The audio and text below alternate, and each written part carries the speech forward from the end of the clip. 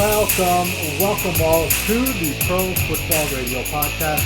This is your co-host, Jay Cheema, with the pride and joy of Merrimack, New Hampshire, the Puma, and the Pro Football Radio senior contributor, Eric Burgess, a.k.a. The Burg. Fellas, welcome into Podcast 88. How are you? Doing great. Got my whiskey going. Survived preseason. We got real, actual, games that matter next week. A bunch of fucking news we're going to talk about. Life is good. Burge, how goes the battle on your end? It's great. Today was a great day. It was a day that was more eventful than I thought. Going into it, just happy that we have the 53-man roster set, and we're ready to get ready for week one. I'm real excited for the season to start. Yeah. And to give you guys a quick rundown of the podcast this week, we're going to talk about Cutdown Day, which was today. All 32 teams have to be on a 53-man roster by 4 p.m. Eastern Time. The biggest name that got cut today was Cam Newton from the England Patriots, so we'll touch on that, what that means for the Patriots going forward, what that means for Cam Newton's career. We'll touch on the Deshaun Watson rumors. A couple of different reports are out there indicating he might be traded, might not be traded. We'll see where things stand with that. And then we'll round out the podcast with a fantasy Bullets with Burge segment. And we're going to fire off a couple of questions, and Burge will give us his insight. But before all of that, fellas, just like you said, Puma, I am getting super stoked, man. Football season is right around the corner. I always get super angsty week 3, week 4 of preseason, where it's like, all right, let's just get it to the regular season. And it looks like we're a few days away from the kickoff of the football season. Actually, college football already kicked off. We've got the Buckeyes playing on Thursday night, so we're right around the corner, man. It's great. Now, before we get to football stuff, I got a question for you two guys. You guys are savvy on social media. Can somebody explain to me what this trend is right now of multiple different colors for sports logos and shit? What? Yeah, I was on the Mets page, the Mets Instagram page, and there was what the hell is the goddamn caption? Hang on a sec. It's Mets? It's Mr. Met with in different colored Mets jerseys, and one of them is fuchsia, and one of them's green, and one of them's purple, and it's I'm a baseball boy or some shit. And I saw that on the Blackhawks page right now too. Does anyone know what the hell the point is with players or mascots being in Crayola colors of different logos and shit like that? Puma, are you having a stroke, bro? No, I'm looking at it right now. I'll send it to you guys in the DM. Look at it. Check out your DMs right now. Maybe Burge, you kind of know. Sounds like you know what I'm talking about. I was honestly looking for that and I didn't see it. Did someone ask for a certified lover boy? That, and then I saw one for the Blackhawks page, and it has certified I don't know, hockey boy. Yeah. Huh. Are we officially at that age now where we don't get these kind of viral trends? Bro, I'm about to start yelling at a cloud. What the hell is this? We're getting old, man. That's what that says. Hold on. Let me ask this. It's Drake's album cover. That's what it is. Oh, God. Here we go. Oh. Jesus Christ. Hang on, I got to go downstairs. I got to get my AARP card. Not to go on a tangent here, but I absolutely hate when teams do that. They try to leech off a little bit of exposure off of the Kanye West Donda release or the Drake this. Bro, you're like the New York Mets. Your brand is bigger than Drake's brand. Chill out with that. You're gonna leech off of that shit. Come on. Dude, I gotta be honest with you, Puma. I thought you were going at the route of the milk crate challenge when it came to I thought so too. I thought you were going to say that. That's why I started laughing. But at least no matter as stupid as that is, at least it's not stupid. It's great. It's a jacket. Well, it's Darwinism at its finest. It's cleaning the gene pool. How people get up after looking at some of these hits, God fucking knows. Because if I took that fall, I'm breaking my hip, breaking my neck. My wife and stepson are collecting my life insurance policy. But you guys saw the one I sent you, right? With the Patriots? It's so funny. Ugh. Yeah. Oh, my God. I think I was telling you guys at my pop's business, we get the milk deliveries and the dairy product delivery, and they come in those crates. And I've had 4 or 5 people come up to me this week and be like, "Hey, can we buy those crates off of you?" And I'm like, "No, I'm not giving those crates to you." First things first, I don't want some sort of liability issue on me if you get hurt in that regard. But on top of that, like, it's just not safe. It makes no sense. What I found out was apparently, like, there's some sort of money involved in this. Like, really? Yeah, people roll up with like a certain amount of money. Whoever kind of like wins at the challenge, I guess, takes away all the money. Like, somebody will put down $500. Somebody else will put down $500. You know, whoever kind of walks away from that endeavor. Yeah, the guy I was talking to at the store said he won a whole stack. He won $1,000. You know what I'm saying? Between like 4 different people. So I don't know what the rules are, but apparently money is also involved. Which I find funny that Puma, you're not all over this. I mean, like anything. With action, right? Anything with action on the planet. I'm not setting odds for. Dude. Dumbasses. How many, over under on 3.5, crates can they walk over before they fucking bounce their head off the goddamn curb? Dude, there could be a table tennis match in Turkmenistan, and you'd have some sort of action on that. Well, I didn't bet the Olympics just because I wasn't driving to New Jersey every day. But I will tell you this much: that Japan versus China, table tennis match we were watching, I would have put a couple of shekels down on that one. But who was that chick that let me down? The Japanese Allen Iverson? What was it, like Fukushima or some shit? Yeah, Nagasaki and Fukushima. The fucked up thing is, it's like we're not even like tongue in cheek. I think that's what their last names were. Well, I'm pretty sure Nagasaki was not her name. I was just making a World War II joke. Dude, I don't fucking know. It's pretty goddamn close. Whatever. If we end up getting canceled, we're gonna be like Scott Zolak here. Easy. Canceled here in a second. Lucky for us, our 32 listeners won't be offended. Well, it'll be really easy to figure out which one squealed, right? Yeah, right. We only got like 10 people to talk to, so. Yep. Oh my Freddie, you son of a bitch! Oh my god. Well, speaking of the crate challenge, this morning, Cam Newton was at the top of the crates, and Bill Belichick pushed everything underneath them and cut his Mac Jones, too. Mac Jones did it. Oh, Mac Jones was there as well. But the big news, fucking if you guys... super kicked it. The big news, if you guys are here, at around 10 o'clock in the morning, Jim McBride of the Globe first reported that Cam Newton got cut. Comes as quite a shock to all of us because we thought Cam Newton was going to be the starting quarterback for the Patriots week 1. So, listen, when you guys first saw it, I'm sure you guys were just as shocked as I was. What was your initial thoughts? Did you guys see this coming at all? I mean, I know I sure as hell didn't, but, out of all the cuts today, this was by far the biggest. So I wanted to open the discussion off with what your initial thoughts were on the Cam Newton cut. I mean, I had to log out of my work phone and computer for a little bit and was like, really? I mean, like Cam Newton got cut? Like, it was just back like on the cigarettes. Yeah, hang on a sec. I gotta step outside. But no, like in all seriousness, I think we all can agree, like Jay, like you said, and I think the rest of the fucking football world, for that matter, everyone thought like Cam Newton was going to be the week 1 starter. Mm-hmm. We probably had our own timelines of maybe, between week 4 and week 7, maybe the kid takes over, but no way was it even remotely close in my mind that like he was going to be the final cut on cutdown day, and they were going to go with Mac Jones. Granted, we were talking about this on the pod, and we've talked about this offline a lot too. Mac Jones looked the part. Granted, he wasn't getting a whole lot of run with the ones, but he looked the part. He was calling the protections. He was checking in and out of plays. He looked every bit the person that they drafted, 15th to 16th overall this year.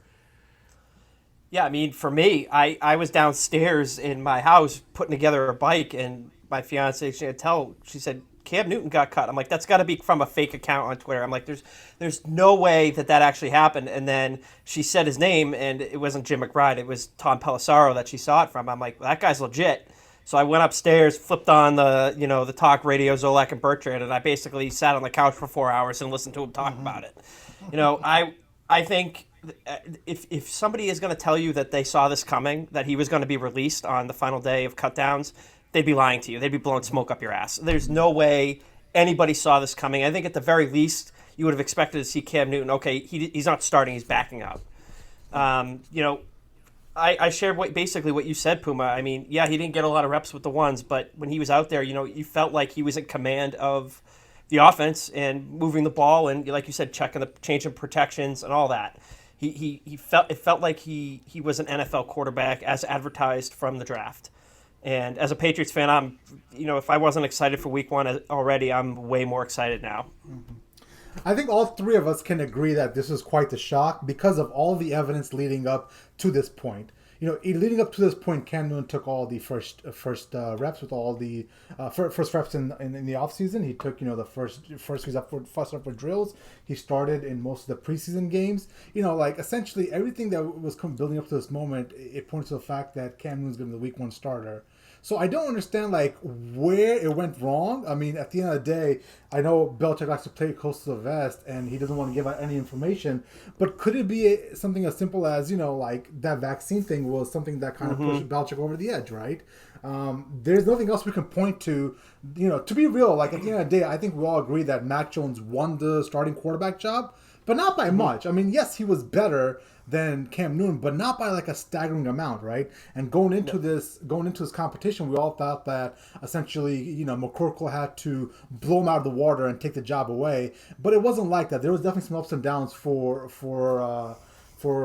Mac Jones as well. So I do wonder what happened along the way. Could it be the vaccine thing? Could be internal pressure, from Josh McDaniels and obviously the owner themselves. They're saying listen, there's a good chance that Mac Jones is a starter here. We got to get rid of Cam. So I don't know what happened because everything seemed to point to the fact that Cam Newton was going to be our starting quarterback. I mean, my gut take is I think it's a mixture of two things. I think it is a mixture of the vaccine snafu, where depending on what you read and who you follow on Twitter, there's camps of the Pats botched it. There's camps of Cam Newton just was stupid.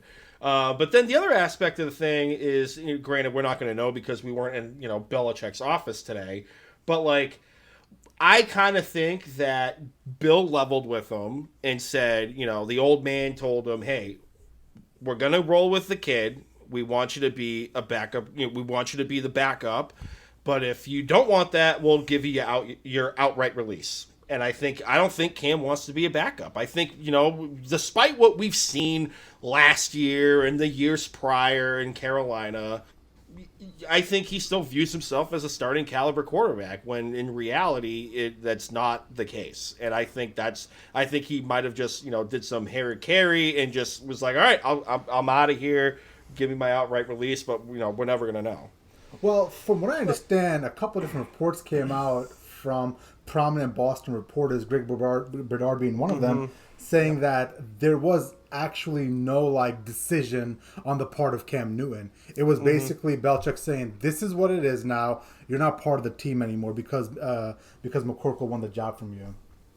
See, I think that's I heard that also earlier today on Felger and Maz, and I kind of buy that. And the reason I buy it is you think about this: you got Mac Jones, a rookie quarterback, coming out, going to be starting for the first time in the NFL.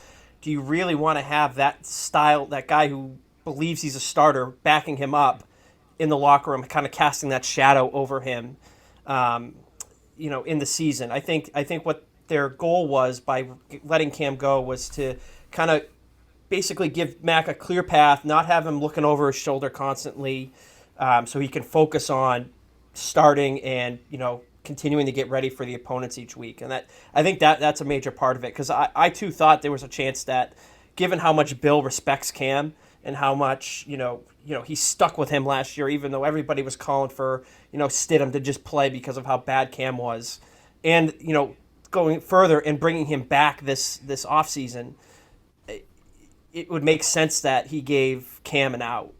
But I think I believe what Bedard's saying, and that this was a team decision, and that it was not in Cam's court at all. We all are kind of stunned with how close Cam Newton and Belichick got in the past year or so. So this decision becomes even more glaring of oh my God, how did this happen? Do you think there was any other outside pressures playing here in the decision making for Bill Belichick? Do you think the owner might come down and say something in regards to moving on from Cam, or is it simply at the end of the day, Mac Jones won the job, he's the best fit for this team, and we're going to move forward with him? Personally, I think if you're going to say there's any kind of pressure on Bill, it didn't come from Robert. I think it would have come in his talks with Josh McDaniels and about what kind of offense they want to run this year. Mm-hmm. And I think that they had a hard conversation about it. And I think all three of us can agree that Mac is the better fit for what the Patriots try to do with their offense. And you have Cam Newton as your backup. You're basically, if he has to get in there, you're running two different offenses. And there's a style, there's a fit there that's not there, I should say. It's not there when you have Cam and you have Mac. You want to, if you're going to find a backup quarterback, whether it's Brian Hoyer coming back or you go out and get somebody else, you want somebody that's going to fit that style of play. And Cam obviously doesn't fit that. Yeah. So, moving forward, where does this lead Cam Newton? Is this basically the end of him in the NFL? There's rumblings coming out today that the Dallas Cowboys are in search of a backup quarterback. But if that's the case, then why would Cam leave New England, a system he kind of knows, exactly, and go be a backup somewhere else, right? So exactly. It seems to be pointing to the fact that Cam's career might be ended here. But do you guys think you're playing it out any other way? No, I think barring a catastrophic injury to a quarterback and ownership of that team and the coach of said team has no faith in the quarterback room, that's really going to be the only avenue Cam Newton has to being a starter again. It's like when Ryan Tannehill, what was it, like 4 years ago when he was with the Dolphins, blew his ACL out in training camp, and they didn't want to go with Matt Moore. Adam Gase brought back his buddy Jay Cutler, and Jay Cutler got the job. Like, I think it's going to have to be a situation like that in order for Cam Newton to get a starting job. I mean, somebody asked Ron Rivera today, like, "Hey, would Cam Newton being released? Did you guys think about bringing Cam back in?" And Ron was candid. He said, "Yeah, we did think about it, but at the end of the day, Ryan Fitzpatrick is our starting quarterback." And I think that tells you everything you need to know from his former coach. And I think Ron Rivera told us enough last year when he could have signed him, traded for him a pennies on the dollar, and he said no. Well, I'd rather go with Dwayne Haskins, who has his ups and downs, mostly downs, but there were some bright spots along the way in Washington. The guy with one leg, and the dude that was a grad student at Old Dominion. That tells you everything you need to know. Yeah, I mean, I don't see him getting he's obviously at this point not going to get a starting job this year. I think Dallas as a backup to Dak would be a great fit for him. I think that move makes move makes a lot of sense for Dallas and for Cam. Dak's coming off a pretty major injury himself, so if Cam wants to maybe have an opportunity to play, I think that's a good spot for him and a good fit for him. That being said, I mean, we all saw what Cam was last year. And granted, Cam didn't do anything to lose this job in New England this year. He was better than he was last year. He didn't come out in the preseason and fall flat on his face, be absolutely garbage to show he's the same guy as last year. I think we can all agree he's been better over the last month. Yeah, but the bar was so low. I know. Fraction. I mean, we're talking I was thinking about this the other day. That throw that instead of bouncing the ball 3 times, he bounced it twice. I'm not trying to be mean. I'm not trying to be mean. I'm not trying to be tongue in cheek. But at the end of the day, let's say I'll play this game. Let's say he goes to Dallas, with all those playmakers there. He's magically going to complete a pass that doesn't one hop to a guy. I mean, those players are going to make him look better. I think that's pretty easy to say, and that's if Dak gets hurt. He'd be a backup. He'd be a guy to come in and play if he needed to play. I mean, let's be honest. I'll be honest with you right now. I would feel better about having Cam Newton as my backup to Mac Jones if Mac Jones gets hurt, to put Cam Newton out there rather than Brian Hoyer. I mean, that's pretty easy to say. You not agree with me? I take. We got the prodigy instead. Okay, the prodigy instead. But in all honesty, with Stidham and Brian Hoyer, man, I really. I was gonna say the same, and I'm not even being a wise. Burg, you there? Yeah, go ahead. Considering the offense that you want to run, Hoyer would fit that. In the pocket, he can kind of move enough. Granted, we can all agree that his clock management skills are atrocious, But then like Stidham, we saw what he can do. He's mobile. He's got wheels. Yeah, like I would rather roll the dice with those two than Cam.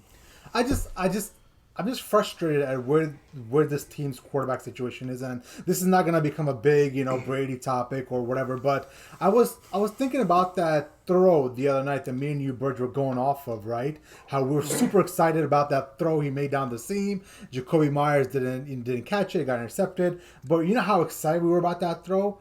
And there was a time this organization used to rail on Brady for one single bad throw after 19 great completions. And now we're at the point where we're getting excited about just one single throw. It just tells you just how low the bar is for Cam Newton, right? And the guy just got better by a little bit, not by a lot. And it says something that McCorkle was able to beat him out in 3 months. That says quite a bit, and it tells you everything you should know about Cam Newton at this point in his stage of his career. No, I mean, I agree with you. I mean, Cam Newton, he's taken such a beating over the length of his career. He's, 32? 30, I think he's 31 or 32 years old now. It's evident it's his body falling apart because he's taken so much punishment over the years. And yes, we got excited about that throw because that was the best throw, you and I, we've all seen him throw in a year and a half, almost a year and a half since he's been with the team. Best throw ever, and of course, in true Cam Newton fashion, it was picked off, but it was a hell of a play by the defender. But that's how low the bar is. I mean, in the preseason game, he throws a great ball that eventually got intercepted, and we're like, that is the best throw he's thrown as a Patriot. Think about how low that bar is. I mean, the bar definitely is low with Cam Newton. I mean, we all saw what he did last year. I mean, let's be honest. And I think you and I are both happy that Mac Jones won the job, and I think that we both after the first preseason game we had the pod here and we're like we saw enough in that one game that be like okay, roll with it. We'll deal with the highs and the lows of the season. There's going to be low points. He's going to have bad games. You just have to deal with it. Cam Newton reminds me of, and this is maybe an analogy that doesn't work, but maybe it does, and I'll throw it out there for you guys. But, the Michael Jordans or the Kobes of the world that were so athletic and they used to essentially lean on their athletic ability to get into the hole and dunk the ball, later in their careers had to formulate a jump shot just because the athleticism wasn't there anymore. And it seems that as Cam has gone older, as the tolls of the hits have, were on him and he's going through some of these injuries, it seems he never really perfected his pocket presence game. Never really perfected the ability to run an offense or dissect a defense, and he had to still lean on his athleticism. And, obviously it came to a point now where I think it caught up to him, right? Mm-hmm. Does that make any sense or no? I mean, for me, yeah. I mean, go ahead, Puma. I was just gonna say, it makes sense. I mean, hell, we Jay, when we started at our at Tradewind, not to name drop here, but when we started there, and when our buddy Justin Boutot, Too Hot Boutot, our I guess you could say relative insider to the Carolina Panthers because he's a dyed-in-the-wool Panther fan, we would all talk, and Cam Newton, for all of his physique attributes and built like a brick shithouse and can run between the tackles, and at the time he could throw the ball. I mean, we saw that at Auburn, we saw that his first couple of years, but he just took such a toll on his body and his shoulders and lowering the shoulders, that hindered his development to be a complete passer. And the back nine of his career, and it sucks to say this, he's not even close to friggin' 40 years old, and we're saying Cam Newton's in basically the twilight of his career right now. It's just how far the mighty have fallen. So that analogy, Jay, is not beyond the realm of floating a possibility of what you just said. I completely buy that 100%. And I second that. I mean, you think about it though, the amount of running that he did and the amount of hits he took from running. He's almost breaking down like a running back when you think about it. Running backs have such a short lifespan in the NFL because it takes such a beating on a weekly basis. And, obviously he's 32. He's obviously, older than the average running back when they kind of break down and leave the league. But that's because he's a quarterback. So he's not always running, but he did it so much early on that, it's caught up to him. And like you said, Puma, I mean, he didn't develop the other skills needed to, for longevity in the league. The pocket presence. I mean, not feeling the guys coming around on him and getting out of there, and not being able to change protections at the line as well. All that. And, we saw all that last year in play when it's like, dude, the Denver game. Ball. Denver game was the Houston horrid. game, too. Houston game was bad. The 49ers game, but like the Denver Rams, game to me Rams game was just so horrid because it looked like he was on slow-mo and everybody else was at like 2 times the pace. And by the time he got into his third step drop, Brandon Chubb is right there and about to ask him, like, what are you eating for lunch? Like, he was right there every single time. Not to segue into it, but I mean, that was the game he came back from COVID. So you think about that, too, with this whole thing. Like, he had the bout with COVID. He missed a few games. He came back, and that was the game he came back from COVID. And then this year, in training camp, he falls out of the protocol. He didn't have COVID, but, the whole vaccine status and everything, he had to sit out for 5 days. And, from what I heard, like, again, Greg Bedard said it, too, on the radio today, those practices for Mac Jones was where he believes the decision was made. Or if not the decision was made, they were going to give Cam that one last shot in the game to do something to kind of show that he could take it back. Yeah, I wonder how much of this competition essentially was swayed to the fact that Cam Newton didn't do much running in the preseason. At the end of the day, we all believe that you shouldn't really be running in the preseason and taking hits, but that seems to be a big part of his game. What if he actually was injured? What if that little statement that came out about the misunderstanding was something, we take that face value what the Patriots said, and he actually had some sort of injury. There's been rumblings that it was a lower half injury, like maybe an ankle injury, that to go get it looked at, and maybe that hindered his performance in the preseason where he didn't use his running ability to showcase. I wonder if a healthy Cam Newton, who was 100% healthy, actually ran a little bit, would have won that competition. Maybe. I mean, it's very possible. But again, like you say, Jay, reliability and being on the field on Sunday is a major, attribute for a player.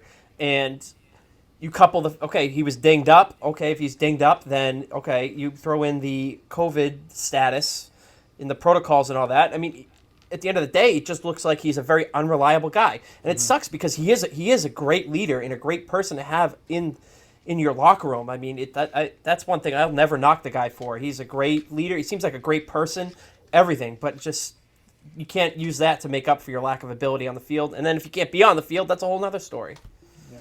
Yeah. Let's move it on to the Mac Jones angle of this, right? So, what do you guys expect out of Mac Jones this year? I kind of put some numbers down, and obviously, at the end of the day, you don't have to hit these numbers exactly. But if you go in the ballpark, I'd be fairly happy with what I saw out of McCorkle this year. So I'm looking for at least 30 touchdowns, which I think is doable. How many? 30. Okay. 30 touchdowns, especially with the 17th game this year. At least 10 interceptions or less. That's a good 3-to-1 ratio for touchdowns and interceptions.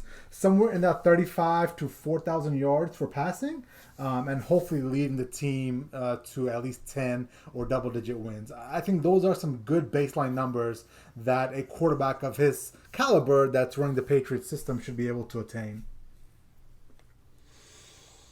I can buy that. Go ahead. Oh, go ahead, Burge. No, you got the floor. I was just gonna say, yeah, I would be extremely happy if that was what we came out of the year with. I'm not gonna say that he won't throw more interceptions than that. Through growing pains, maybe he has a bad game where he throws 4.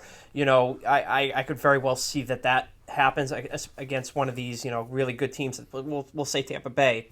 That could happen against them. I think that they're obviously going to be a very run-heavy team. I don't think that their approach is going to change. So whether or not they let him, get him to a point where they let him go loose, I don't know if we'll see that this year. I think that they're going to put him in situations where the plays that they're going to call are going to be ones that are going to be high probability, high success rates. Whether they're short passes or check downs or whatever, I think you're going to see a lot of that again this year. Yeah, I'll buy that. I was going to go with 20-ish touchdowns, 10 to 12 interceptions. I could buy the 3,000-yard passing total. But, just to piggyback what off Burge said, I think they're going to be run heavy. I mean, Damian Harris looked great in the preseason. Stevenson looked great in the preseason, too. I think they're going to lean on the run. I think they're going to try to get Johnny Smith involved in the running game a little bit, too, with a couple of end arounds and stuff. I think, he's going to be vultured a bit by this running game. But, 20 touchdowns, 12 interceptions for a rookie, I can live with that. Well, that's awfully low, Puma. 20 touchdowns to 12 interceptions? Yeah, like 10 to 12. Again, like you factor in the vulture factor, maybe on the goal line, he might, Mac Jones might rush in, fall forward for one. You get Stevenson, Damian Harris. Yeah. Something like that. Just for reference, Jay, like looking back at what Brady did, we'll say his last 5 years in New England. I mean, you're talking 28, 32, 29, and 24 touchdowns in those seasons. Even the years that they went and won the Super Bowl. And you got games where he's throwing right around. He's obviously over the 4,000 yard mark on that. So obviously you add in the extra game, those numbers are going to be a little bit higher. The 30 touchdown mark, I think that might be a little high. But if I can get 10 to 12 interceptions out of him, I'll be thrilled. Yeah. Yeah, and listen, it's going to come down to how good is the team around him, and this obviously leads into the national conversation, the natural conversation about Stephon Gilmore, right? I mean, the other bit of news that came out today was he was put on a PUP list. We should keep him out for at least 6 weeks. He'll be back. He'll play about 11 games this year, get $7 million. But I mean, I think we've talked about this a couple times now, and it's starting to become really concerning that Stephon Gilmore isn't out there. He essentially is going to be their best player this year for at least half the year. So I still don't understand why he's not there. I don't know what the snag is. It makes no sense for the Patriots to spend so much damn money this offseason and still try to nickel and dime Stephon Gilmore. So I think it's imperative to try to knock this out as soon as possible. They're going to need him, especially with the brand of football they want to play this year. Good, sound defense, running the ball, and usually a good, strong corner usually helps that game plan. Yeah, I mean, I think with Gilmore being out, I think that this was floated around again on the radio today. I did listen to a lot of talk radio today, more than I've listened to probably in the last 2 months. I think that there might be a connection between the whole Cam Newton thing and the Gilmore to pup, and the reasoning for that is with Cam Newton in there, you are 100% relying on your defense to hold a team to, 13 to 17 points to win the game. And obviously that would be like almost a ceiling with a Cam Newton-led offense. With Mac Jones, you have a higher ceiling as to what that offense can produce in terms of points. And obviously Gilmore being out for 6 weeks, your defense is that much worse. And I think they're going into this season with the mindset that their offense is going to have to do a bit more than they originally thought. In terms of the contract with Gilmore, I'd be curious to know, and we'll probably never find any of this out, how much of this is the team, how much of this is Gilmore? Is Gilmore holding out for a multi-year contract extension? And the Patriots may not want to give that to him. That could be playing a factor here too. Obviously, we're all on board. Pay him more for this year, and then, whatever happens after this year, so be it. But if he's holding out for some sort of long-term extension here, I think that plays a major factor as to why something didn't get done. Yeah.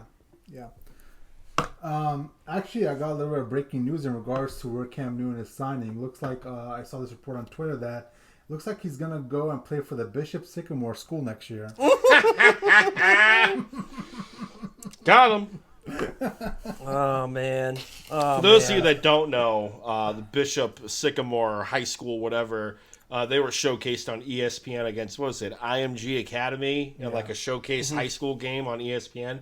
And that was like a fake football team. Like, they were lauding having 5-star recruits and all this nonsense. And slowly the last couple of days, it has come out that it was the Milli Vanilli of high school football teams. So, yeah, maybe Cam Newton and Kelvin Benjamin, like NFL memes put up there, would be able to tag team and bring that team to a championship. Well, it seems like the address listed on the school was like some random apartment complex in Columbus, Ohio. Looks like their head coach was an ex-convict. On top of that, like all the players on the team that were supposed to be high school players were junior college players. And I think was Joe Exotic the general manager? I think the absolute funniest thing about this whole thing is the fact that JUCO players got absolutely ran by high school players. Like, nobody would bring up the fact that it was 55-0 when a bunch of high schoolers took out junior college players, man. So it just goes to show you what a well-oiled machine team can do. I can see Netflix special right now. It's going to be great. There's a Fire Festival high school edition. Oh, yeah. Oh, man, interesting stuff. Okay, do you guys want to hit on any other cuts, or you guys want to move on to Deshaun Watson information? I mean, I think that was really it for cuts today. I mean, the Dolphins really didn't surprise me with anything. I guess, they cut center Matt Sucre yesterday, but I guess it was a close competition between him and I believe it was like an undrafted rookie last year, maybe the year before. But no, Cam Newton trumps all. He's the Mount Everest of cuts today. Yeah. Just one thing I want to bring up real quick. There was a corner by the Chicago Bears. Desmond Trufant was released today. He signed a 1-year deal with them earlier this year. Hadn't really shown up much in the preseason or training camp because his father had passed away. So he ended up getting released. I just wanted to say, in terms of the Patriots, one name to keep an eye on for them to kind of shore up the cornerback depth. They did have Desmond Trufant in for a visit back in March. So that's just something to keep an eye on. Maybe they look to bring somebody like that in, with Gilmore being out. Obviously, we have big concerns about the Patriots secondary going into the season, and I think he could be a fit. Yeah, absolutely. All right, let's move on to the latest on Deshaun Watson saga. A couple of reports came out over the weekend suggesting that the Miami Dolphins and the Carolina Panthers were in the mix for a trade to happen. As the weekend progressed, looks like the Miami Dolphins became the front runners. However, today Ian Rappaport said that general manager Nick Casario decided he won't trade him and essentially keep him on the roster. So with you being the resident Dolphins fan, Puma, would you like Deshaun Watson on your team, and what's your thoughts on the latest information coming out? I mean, from a talent perspective, yeah, I'd love Deshaun Watson on my team. The fact of the matter is there's still 22 civil cases that need to be adjudicated, plus an FBI investigation, plus an investigation by the Houston Police Department about sexual assault and battery and whatnot. But I mean, just looking at all the reports, and Ben Albright at Albright NFL on Twitter has been ahead of this for months. I feel like he's been talking about this since essentially the news came out that Deshaun Watson wanted to trade initially, and he brought up a great point, and I'm in agreement. The only way a deal like this works is, one, the criminal case gets squashed. Two, the civil cases, whether they've signed non-disclosure agreements, if Deshaun Watson puts, let's say, 23 million in kind of a fund where he doesn't confirm nor deny guilt, but the people's lawyer Busby just disperses the money amongst the victims, or alleged victims, I should say, plus himself, to adjudicate that. That's the only way this trade's going to work. Plus any protections and draft picks if they don't adjudicate the stuff. But I mean, he's made it known that Watson wants to go down to South Florida. He wants to go to Miami. He wants to be back with his buddy Will Fuller. We saw what the Fuller-Watson relationship looks like. I would love that on my team, not only just from like a fantasy perspective, but in real life football. Like, you look at this team, Deshaun Watson's mobile. He has no qualms throwing the football down the field. He's got speed that kills on the outside with Devontae Parker when he's healthy, Will Fuller especially when he's healthy, Preston Williams, who I think is going to have a big year this year, coming off of the ACL injury the year prior. No, I would absolutely love this, but whether or not Stephen Ross kind of gets in the way of things, that's a whole other fucking ball game. I saw a report today that came out that Stephen Ross really wants to trade for Deshaun Watson. I don't know if you guys saw that from Mike Florio, your Karen Florio. We'll use him by his Karen appropriate Florio, name on this we do pod. not have his name. Yep. He came out and said he's got a source that Stephen Ross really wants to trade for the Texans quarterback. So that's something to keep an eye on. Well, I think I saw somewhere later on that the Dolphins came out and rebutted that statement by Karen Florio saying that essentially something to the tune of we're happy with who we have on the roster right now. And then I think Brian Flores also said something to the tune of, we want high character guys on the roster, and that seems to be in direct, contradiction of what Deshaun Watson is at the moment. Yeah, Leave it to Karen these Florio. guys were. Yeah, and I was gonna say, like, these guys, especially Chris Greer and Brian Flores, God bless them. They are the master smoke screeners. If we haven't seen that enough, the last couple of drafts that these two guys have had, and Albright, he was saying this, and this has been kind of corroborated by Pauline from Pro Football Network as well too, that the Tua pick was a ownership pick. That was a Stephen Ross pick. The coaches and the general manager were not on board with Tua. They thought that he had hesitation, pulling the trigger on the deep ball. Deshaun Watson clearly does not have hesitation uncorking the cannon, putting the ball down the field. It kind of comes down to questions that we as fans have always asked. Is it the quarterback in Alabama that's really making this system thrive, or is it the fact that you're throwing to track stars at wide receivers and the system itself that makes this quarterback thrive? That's always been the question with Alabama, and you could say that about other colleges too. So I'm not just bashing Alabama here, but it's been reported that Tua was not a coach pick. So if the coaches have their way and they don't want to lose the locker room, they're going to, give some lip service. I'm not saying Flores is doing that, but let's just play the game if he is. He's going to give some lip service. They're going to drive. They're going to wait for the price to come down.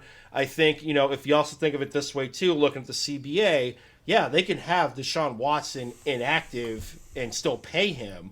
But unless the NFL, office, unless Roger Goodell grants them an exemption, I think they can only do that for 6 weeks max. Like, at some point, he is going to have to be active on the roster, or they're going to have to get an exemption, or they trade him by that point. So this isn't they had to trade him today. This can still be a developing story. They could still wait for that price to come down. And at some point, Caserio and company, they're going to come to grips with reality, and they're just going to have to take the best deal that they can. And Deshaun Watson has that no trade clause. So he's kind of in the driver's seat to an extent, which is the opposite of what I said at the beginning of the year. I understand that, but that's where we're at in life right now. What a mess. Mm-hmm. Mm-hmm. It is a shit show. It is a shit show, especially when I faced the music. I'll make no bones about it. I was on Twitter and on the pod saying, come hell or high water, there's no way Houston's going to get rid of Deshaun Watson. And then you have the sexual assault cases that come out, and then you have this stuff. And, at some point, you got to face facts. You got to come into grips with reality, and this is where we're at right now. That's okay, Puma, but that's what this is all about. It's about taking the latest information and formulating new opinions on it. Some of us just like to blindly follow Bella Fraud, but, other of us, we just like to, take the information we have and formulate new opinions. That's the essence of intelligence. Here we go! Ding, ding, ding, ding, ding! Get the popcorn out. Bro, you doing good? My silence should tell you how I feel about that.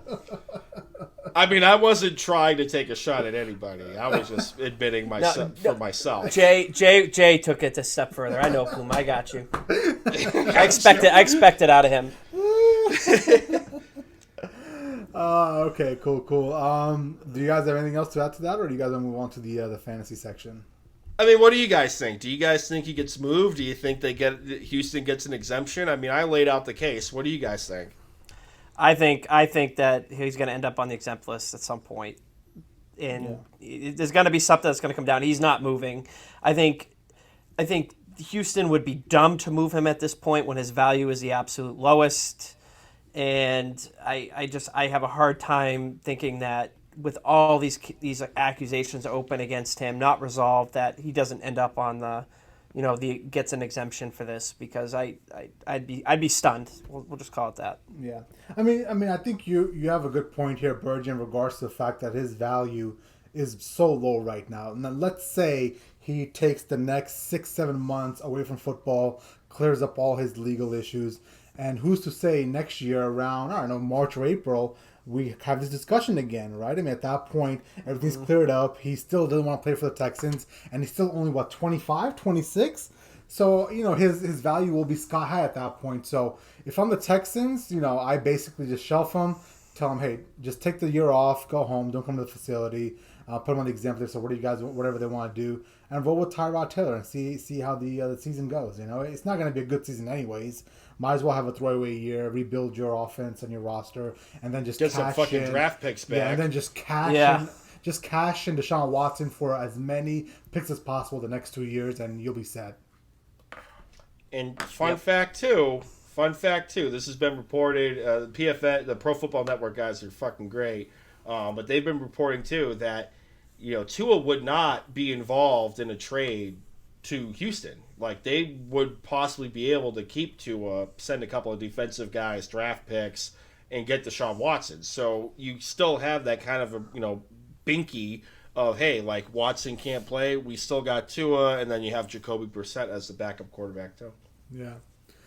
Listen, as a selfish Patriots fan, I want nothing to do with Deshaun Watson in the AFC East. Like, I'm not trying to be an ass here to you, Burge, but if we somehow ended up with Deshaun Watson in our division with the Dolphins and Josh Allen with the Bills, like, we would never win the division again. Like, I for the next 10 years, there's no way in hell. Like, I believe in Mac Jones, but he's not going to be able to get to that elite, quarterback level to take down those two on a consistent basis. So, as a selfish Patriots fan, I wish nothing more than, not having Deshaun Watson go to the Dolphins. I obviously don't want to see that either, and it wouldn't be fun. It would be it depends what your definition of fun is, because you'd have some pretty competitive games going in the division every year. And I know we've had this debate multiple times off air about how, like, the Patriots games in the past, a lot of them for me, why am I going to watch this game? The Patriots are just going to blow the Dolphins out, or they're going to blow the Bills out, or they're going to blow the Jets out. So it's much fun.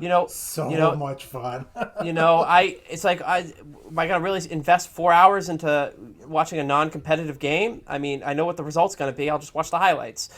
If Watson's there, yes, it's not something I am hoping for. I really hope it does not happen. If it does happen, we'll deal with it. Burge, I cannot convey to you the amount of fun I had knowing before the game started we were going to crush the Dolphins, and then texting Puma after every quarter and just, like, rubbing it in even more. Like, I don't know what is fun for you. Welcome to the me, back of the bus, asshole. For me, when we were up by 50 points, oh, God, that was so much goddamn fun. Welcome to the back of the bus. I'll be honest, watching the Patriots blow out the Buffalo Bills always did make me very, very happy. That was always very enjoyable. But the other two, I just didn't care because they were just bleh.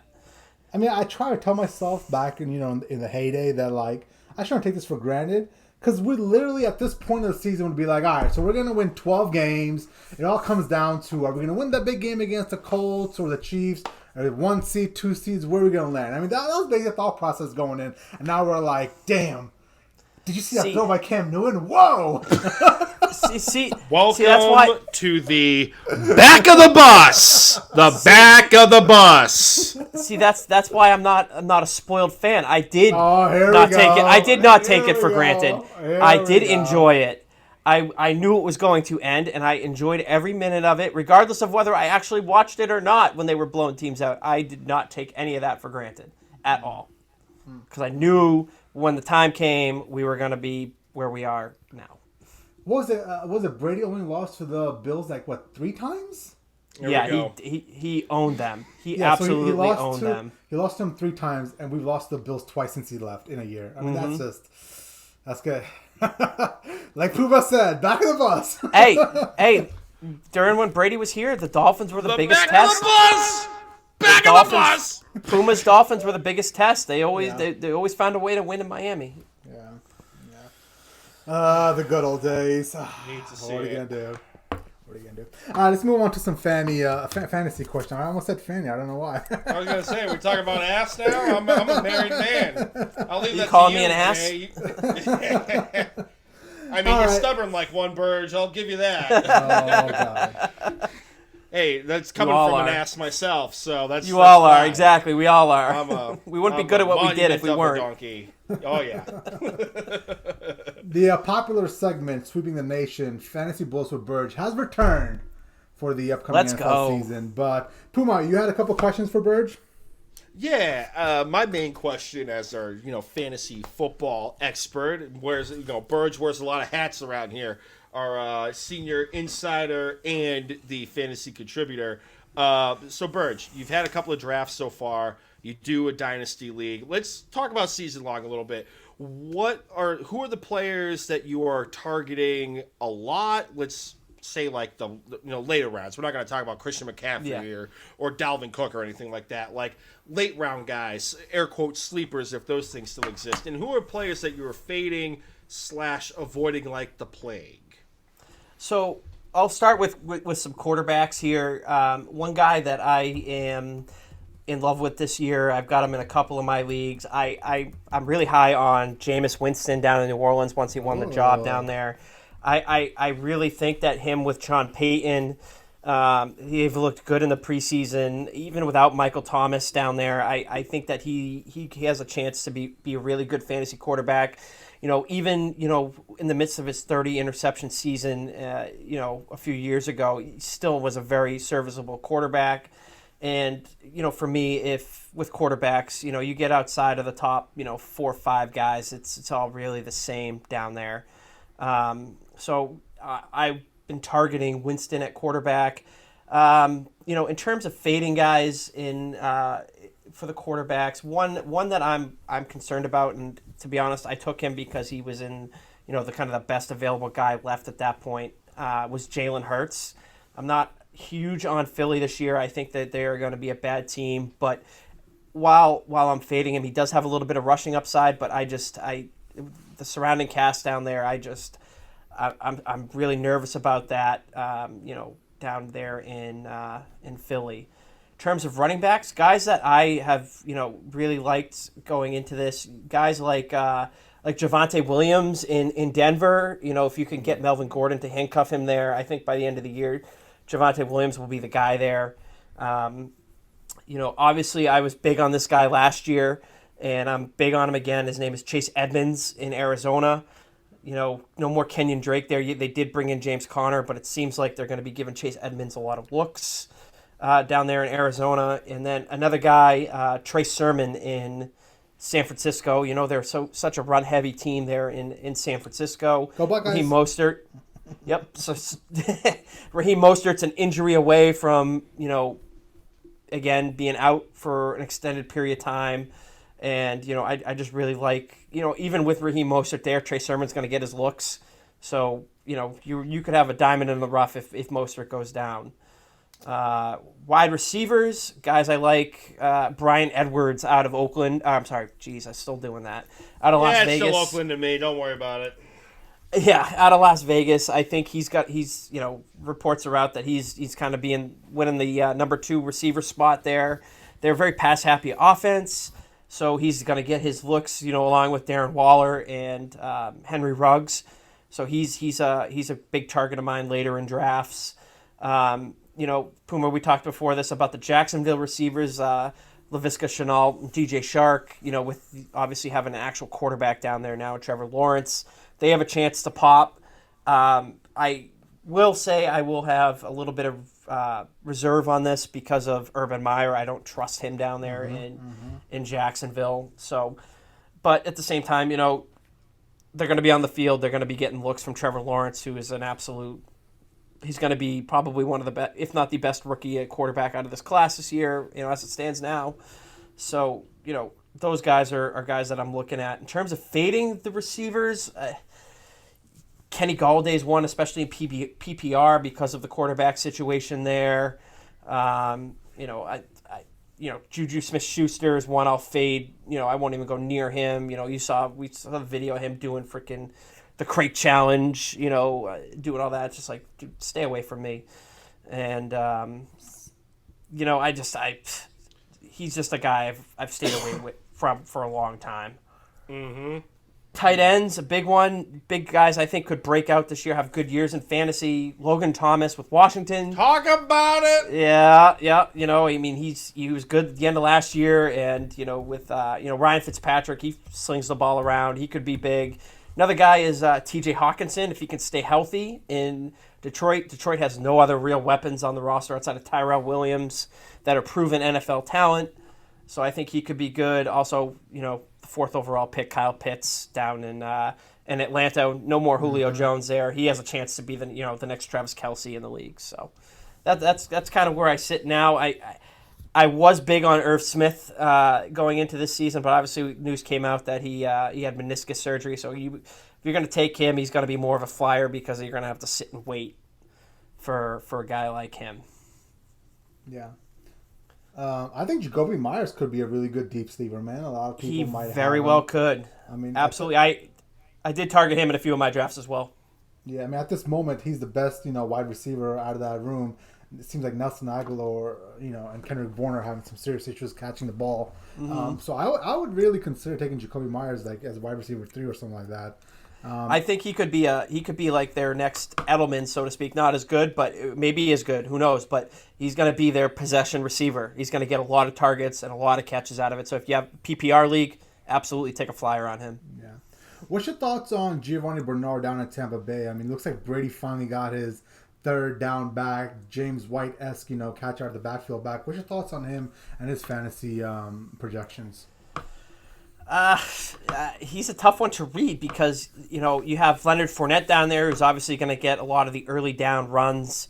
And, if I remember correctly, towards the end of the season last year in the playoffs, he was catching balls too.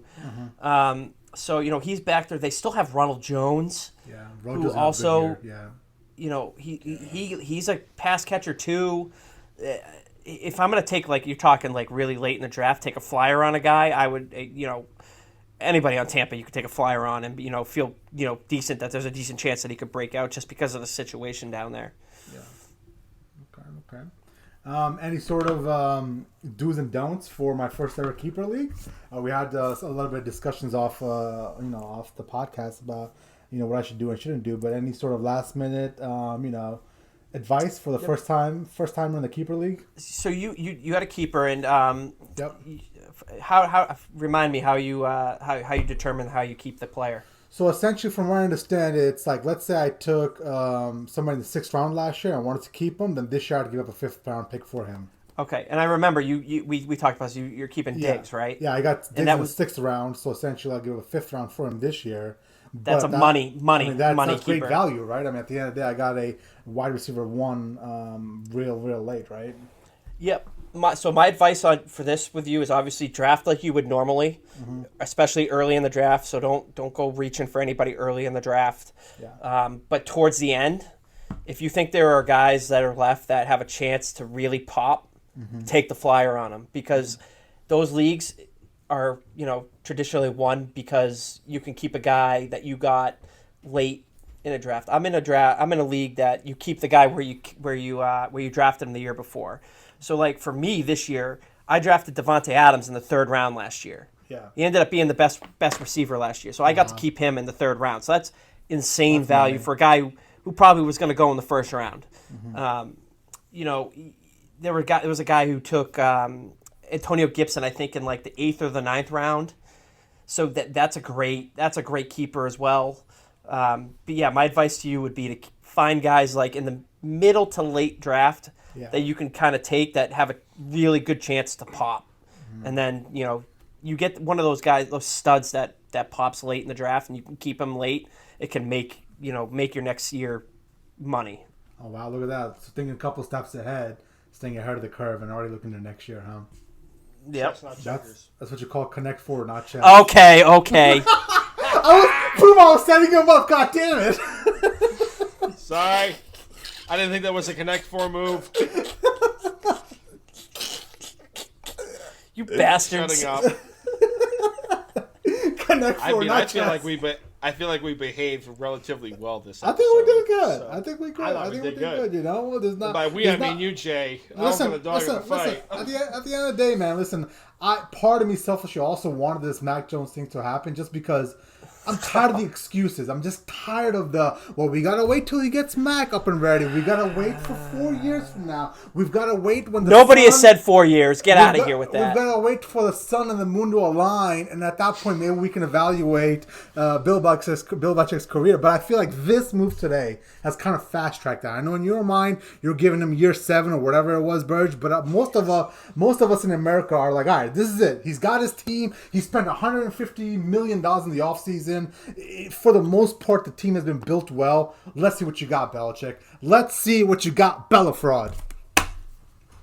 I mean, I was just going to say, right. I'm proud you Done? kind of went through, like, the five stages of grief. On draft day, you were super quiet. I thought you were just going to start driving home. He was pissed. I thought I was going to have to bring you back to LaGuardia. And now you've come around to being like, Mac Jones is my guy. My guy. Well, listen, Puma. Like, I don't want to become that hate my own team guy. You know what I'm saying? Like, that's a hard pill to swallow for 3 years. I might as well get on board with this now. And to be real, to be 100%, Mac Jones compared to like let's say a Justin Fields or a Trevor Lawrence, like I don't think it's even a discussion, right? It's only the fact that we saw him go up against Cam Newton is why we're all like, you know what, the kid could be all right. He played marginally better than Cam Newton. It's just because of who is ahead of Mac Jones. I guarantee you, if somebody like obviously Tom Brady's a ridiculous example here, but let's say somebody in the middle of the road like. Yeah, let's say Kirk Cousins ahead of Mac Jones would be like, oh my God, this is ridiculous. You know what I'm saying? It's just who was in front of McCorkle, and that was Cam Newton. Hey, Justin Fields couldn't even beat out Andy Dalton. Come on now. Because the Bears don't know what they're doing. Yeah, okay. The Bears are going that kid. Okay. I will say we had this conversation offline as well, but it's early. But I swear to God, Zach Wilson, man, I haven't come around on a Jets quarterback this hard, this quick. Ever before. I mean, I was so out on Zach Wilson before the draft, but seeing some of the throws he can make, just like the pure raw talent, is eye-popping. Like, those highlights are pretty impressive. So, Jay, you going to get a ticket on the Mormon Missile for Offensive Rookie of the Year? I think I'm still. Oh, why don't we throw out MVP bets? Come on now. That's what we've all been doing because of good throws in the preseason. Let's go. Oh, when's the last time? Hey, don't be in your feelings. Don't be in your feelings. I gave you a $25 free bet you bought, so we're going to do booze. I don't want to hear shit out of you. Let's get the bet on record. Get the bet on record. Yeah, that's what I'm getting to. That's what I'm getting to, man. That's what I'm getting to, babe. Yeah, you seem to be all talk and no walk, Burge.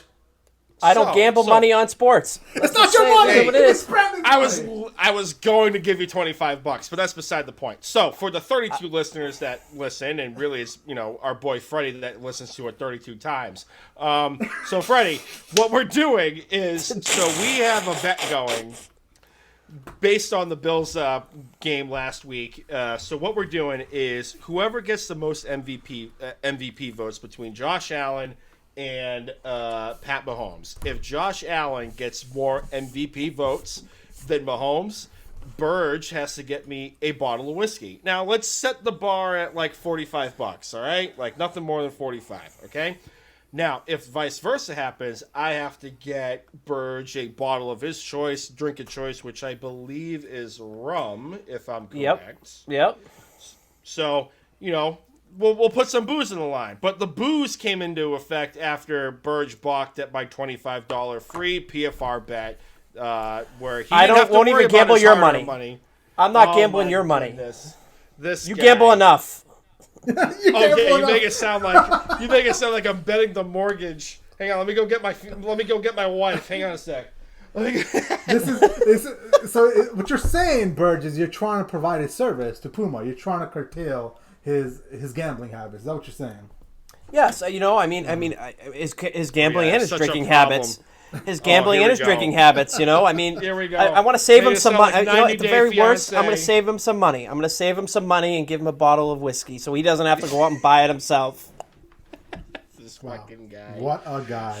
I never thought of it that way. I'm such a good guy. I mean, I can't deny it. This dude, you're lucky we're doing this over like clean feed and Skype, right? Smack the shit out of you. Woo! Chantel won't have to hit you. I'll hit you tonight. Oh, she'll appreciate that. You can tell Chantel she can take a break. She can take a break. She can ice her hands. She can get it ready for tomorrow. Is Chantel bracing for the NFL season? I think she's happy that she's happy Cam Newton's gone. She's happy for Mac Jones. She's happy she don't have to hear you yell. Oh, she's gonna hear me yell either way. Don't worry. As long as I don't wake up Parker, I'm good. So instead of waking up Parker 5 times a game, it got cut down to 3. Well, he's going to be watching with me this year. He's a little older now, Yeah, so he can. He's a little bit bigger. That's right. If I could get a Mac Jones onesie for him, if I can find it, I'll get it for him. Oh boy! Alrighty. Oh man! All right, you guys want to call it a podcast? We're 65 minutes in. Real quick, I just want to give a little preview of what I'm going to bring during the season. I'm gonna introduce a new segment here. It's gonna be called Parker's Picks. So the games that we agree to, are the biggest games of the year, biggest games of the week. The following week on the podcast, I'm gonna have him make his picks for the game to go along with ours, so we can see if he's better than us. He's gonna be better than Jay. That's easy to do. Well, are you gonna set up like 2 plush toys or something and have them run to one? What's the way you're gonna pick those toys? I think the way I'm gonna do it, at least to start, is I'm gonna print out the team logos, and I'm just gonna have, because he does this little butt scoot thing around. He doesn't crawl, he just butt scoots. I'll see which one he butt scoots to, and that's how we're gonna determine what his pick is. There we go. We gotta get video of this too. I will take video of it. Don't worry. Yes. We gotta appeal to the kids because the Puma loves the kids. We love the kids. We love the kids in the PFR pod. He loves the kids. He loves his drinking. He loves his gambling. Oh yeah. There you go. I make it sound like I'm Craig Carton. No shade. I love myself some Craig Carton on WFAN The Afternoon Drive with Evan Roberts. But no, I do not have a drinking problem. I do not have a gambling problem. We are good to go. And on that note, after I plug us up, I'm going to go find myself an AA meeting so I can appease Burge. Gamblers too. Yep, little 1-800-GAMBLER. I'll call them right now too. So this episode of the pod. I'm sorry, Puma. Before you do all this. Here we go. Liz Taylor, what do you got? Speaking of gambling, did they put the Patriots Dolphins game back on the board, or was it? Yep, it's back on the board. It's New England. It didn't budge. It's still New England -2.5. But I think. Let's see. I mean, it's basically a pick'em. I think it's going to get bet down to essentially a pick'em. But I think the Dolphins. If you're going to take the Dolphins with the points, well, one. Do a teaser bet week 1 and week 2. That's going to be my little behind the curtain preview for what next week's episode is going to be. But number 2, if you're gonna take the Dolphins, I think you're going to be paying a little bit more on the juice side for Vegas. So just keep that in mind. But it's 2.5. That's where the line is right now. Yeah, let me see, where did I get them at? I feel like you got them at 3. It was fluctuating between 3 and 2.5 for such a long time. I put down like $20 on the 3 points. Yeah. Yep. Actually, I lied. The juice is on the Pats. It's -115 if you have the Pats laying the points. It's -105 if you take the plus points with the Dolphins. I think the best bet I'm looking at right now in my bets is that Josh Allen for MVP bet. Here we go. On that note, we're gonna take it to the bank. Take it to the bank before I can't miss wait. my AA. Can't wait. Before I miss my AA meeting and my conference call with 1-800-GAMBLER. This episode of the podcast and previous episodes of the pod can be found on Spotify, SoundCloud, Google Play, Google Podcast, Stitcher, Apple Podcasts. Be sure to leave a 5-star review. I don't know how the algorithm works. I'm going to keep saying this so you guys leave 5-star reviews. But you put a 5-star review, that'll help us with the exposure. And hell, if you leave a little question with the 5-star review, we might answer it on this podcast. Social media-wise, Facebook, Instagram, Pro Football Radio Podcast. The Twitter account is at PFR Podcast. I'm on the Twitter machine, Brando_Puma. Jay Cheema is at Jay Cheema. Our senior analyst, senior contributor, senior fantasy football guy, senior everything, senior at Bustin' Brandon's Balls. Eric Burgess, a.k.a. The Burge, is on the Twitter machine at Burge the Goalie. And definitely be sure to see him going hard in the paint between Jay, myself, about Bella Fraud, a.k.a. Connect 4, a.k.a. Chestnut. Bella Goat. AKA Bella You sound Shit. like Connect 4. Anywho, like, subscribe, download. No, it's all in good fun. I still love you, Burge, even though you think I'm an alcoholic. But it's fine. You said AKA Connect 4. Like, subscribe, download, tell your friends, tell your family. If you're wasting away at work, give us a listen. We'll be 65 minutes of unadulterated humor and idiocracy and me just drinking whiskey. So it'll be a good time. Trash talk.